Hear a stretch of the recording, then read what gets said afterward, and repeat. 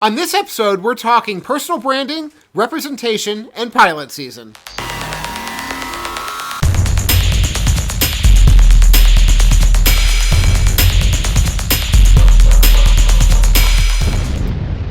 Hey guys, welcome to episode 001 of Adam's Advice. I'm Adam Feinsilver, F-E-I-N, Silver, and I've got a guest for the first episode who looks prettier than I do. I'm Piper Reese, thanks. From Piper's Picks TV.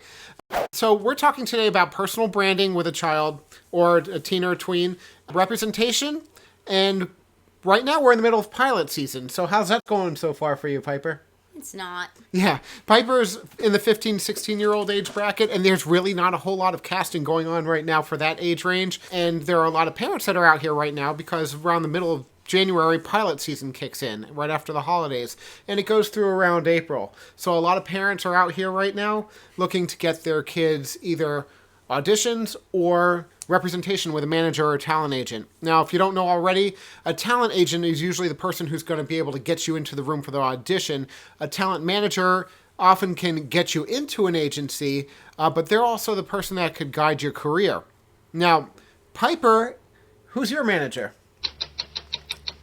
Yeah, so I've been representing Piper for quite a while, and we have met with managers over the years because I've looked in to see whether it would be to Piper's advantage to have a different manager. Piper is with several talent agencies.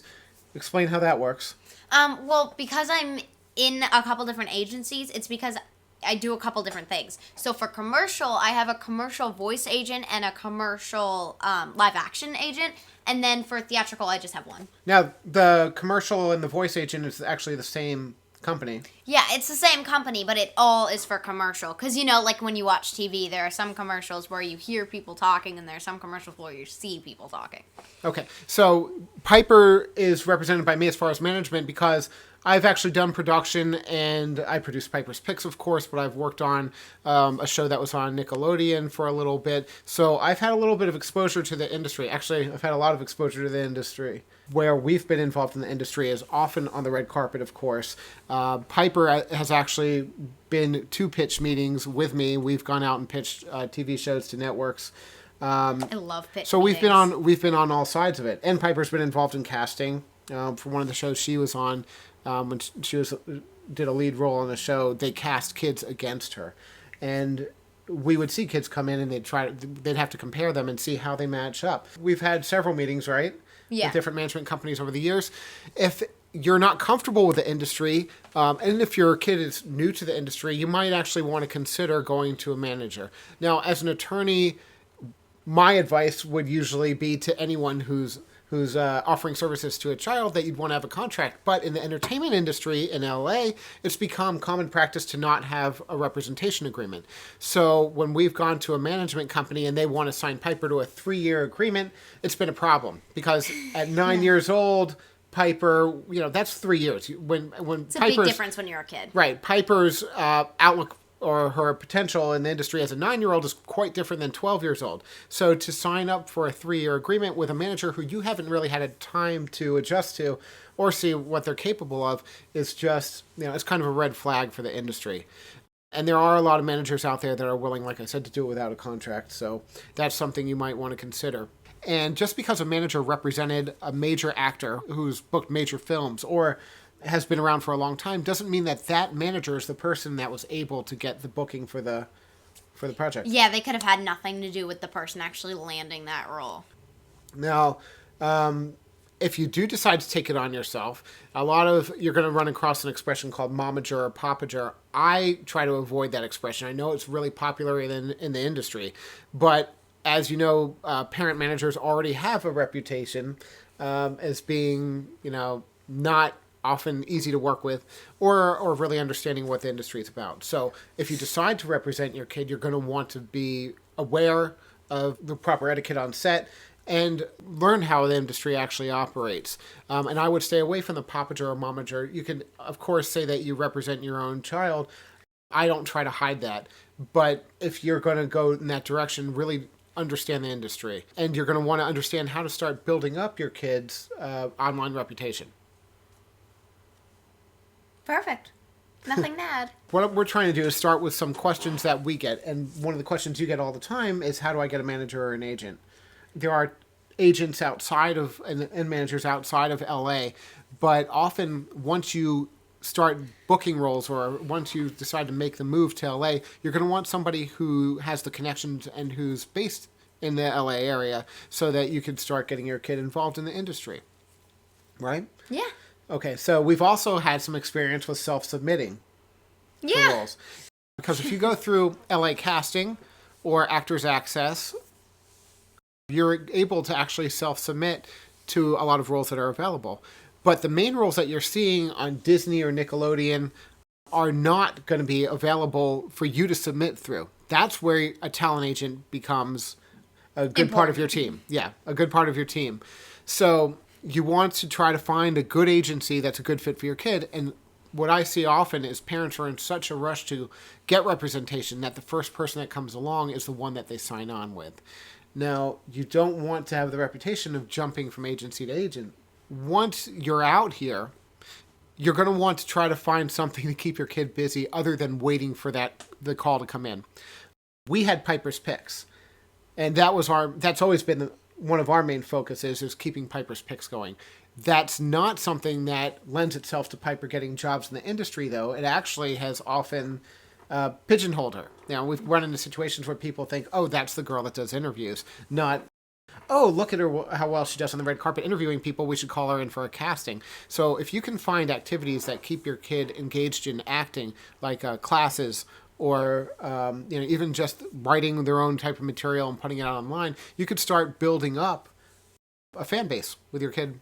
Classes are actually really important because you make connections, and also, if you think about it, kids who are in classes with other kids will end up then hiring the kids later when they're working higher positions in the industry. Yeah, there are a lot of good classes, and you want to make sure that when you're in LA, you're looking for classes that are geared toward on screen acting versus theatrical acting. That's something Piper has a lot of experience with. Yeah. It seems that a lot of classes that are called acting classes will steer towards theater rather than just focusing on acting in general. And also, it's important to pick a class that will show you multiple aspects and ideas of how to act in general, or how to be, depending on what class you're in. And it's important to learn multiple skills on how to dissect a character and all that kind of stuff, because you need to be able to pick your own and find your own. There's a word for that. Niche. Find your own Now, niche. there's differences, even for on-screen acting, though, there's differences between what Nickelodeon would expect versus, like, ABC. That's true. That's definitely true.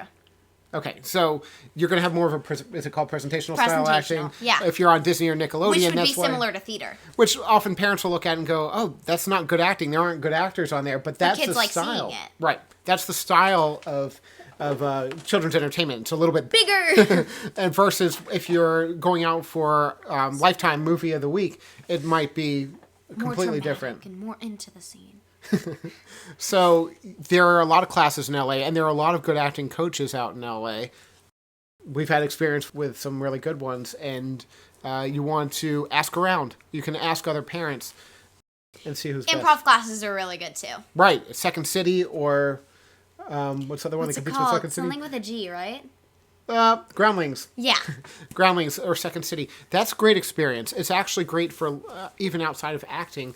And when you come out here, you want to make sure you're not so hyper-focused on acting that your kid isn't going to have the ability to branch out into a different area, because even though acting might be a great thing for now, it might be something that they grow out of. Mm-hmm. Yeah, in my acting class the other day, we were having a discussion about a bunch of the kids had started acting, and since you do a little bit of producing here or writing here, you get more into doing something like that, and then maybe not work as an actor, or maybe do a little bit of acting, but there are a lot of jobs besides acting in the entertainment industry. Parents often ask me for advice on how to get your kid to grow online, and a lot of that is social networking, and that's where the personal branding part of it comes in. And I have had parents say, well, I'm not willing to sit online at night trying to get my kid's Twitter account to grow or Facebook account to grow. And you have to. You really do, because a lot of what's happening in LA is not known outside of this area. So if you're a kid that's acting in LA, kids outside of LA are always interested in acting, so they would want to hear what you're going through.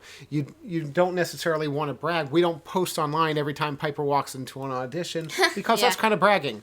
And we see a lot of kids do that, and their Twitter accounts are not growing because kids don't want to hear about somebody who's bragging, but they do want to hear about the acting classes or advice that you could give with them or experiences that you could share with kids. So even though you're not booking the huge roles yet, you could share your experiences online and let your kids branch out to friends. And, often we see kids who are already booking roles that don't even have social networking accounts. You also get asked all the time, can you make me famous? Huh. Now, how do you handle Well, the thing is, you gotta be famous. If you're gonna be famous, you gotta be famous for some kind of accomplishment, unless you're Kardashians. Right. But you like, you Well, I don't know gotta. if you want to diss the Kardashians. That's true. I mean, I don't mean it like that, because some of them do, like, awesome stuff, and that's great. But my point is, like, you gotta have something to show, because you can't just be like, I'm famous, everybody know me. Yeah, Because there's so gotta be something you're more ta- to it you're than that. talking It's about- kind of like when you run for prom queen, you gotta give people a reason to vote for you. You can't just be like, oh, vote for me, I wanna win. You gotta be like, be nice to people or something significant that makes people want to make you famous. So you're talking about basically not getting known just because you're a socialite. If you have a kid that's saying, oh, I want to be famous, well, you need to find out if your kid's actually willing to put in the work to and figure out what their goal is. If the goal is fame, then acting is probably not the direction to go in because acting takes a lot of time. Yeah. I mean, how long have you been out here? I don't know. Over 7 years? I was gonna count, and then I'm like, I don't know. Yeah, it can take a lot of time. You hear about kids that have come from out of state and suddenly they're on TV, but that's the one in a million. And I know parents think, well, I have this ultra talented kid and they're one in a million, but there are a lot of talented kids out here. And if you do want to do acting, come out here because we have Yogurtland and Menchie's, and Yeah, that's the important stuff. That's right? the important I think Menchie's stuff. is in Florida now. if you too. guys take away anything from today, I want you to remember that we have Menchie's. That's very helpful, Piper. Thank you. I'll try to contribute. But you want to make sure that you have the acting classes behind you. You don't have to be the most experienced actor because often you've seen it before, they'll just pick the kid that's the best fit for the role. Yeah. So you don't have to be a perfect master of all of the trade. But if you're out here, acting classes are extremely important. Yeah, it's also really important to focus on the role you're trying out for, Okay. because And- different roles you play differently, which you probably knew. So if you got questions, send them to me. I'm Adam Feinsilver on Snapchat, Instagram, Adam Esk on Twitter, and you'll find all the other links below. See you next time. And I'm Piper, in general.